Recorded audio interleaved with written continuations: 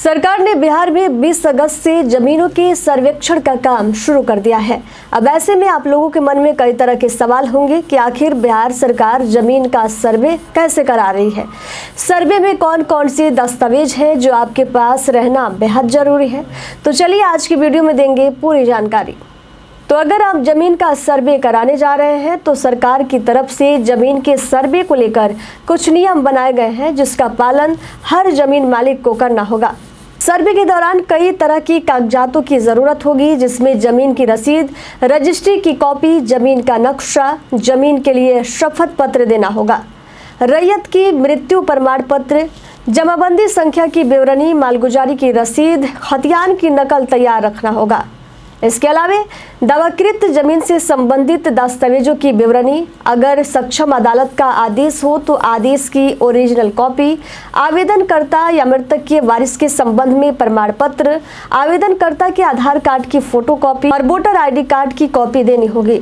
आवेदन के साथ इन कागजातों को अटैच करना होगा।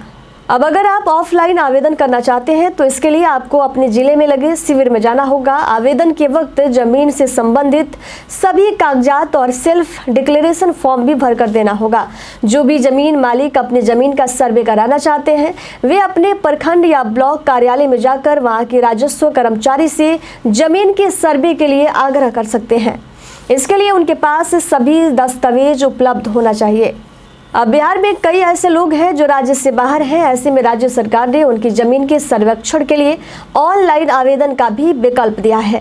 ऑनलाइन सर्वे के लिए आप ऑनलाइन रजिस्ट्रेशन कर सकते हैं। इसके लिए आप अपने मोबाइल के प्ले स्टोर से बिहार सर्वे ट्रेडर नाम की ऐप को डाउनलोड कर सकते हैं। इसके अलावा आप भूमि सुधार विभाग की वेबसाइट पर जाकर भी आवेदन कर सकते हैं। बता दें, जमीनी विवाद को लेकर आपराधिक वारदातों पर अंकुश लगाने के उद्देश्य से सरकार ने जमीनों का सर्वे कराने का फैसला लिया है।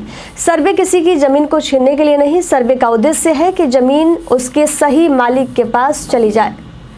तो ऐसे ही खबरों के लिए आप बने रहिए रूबरू बिहार के साथ। नमस्कार।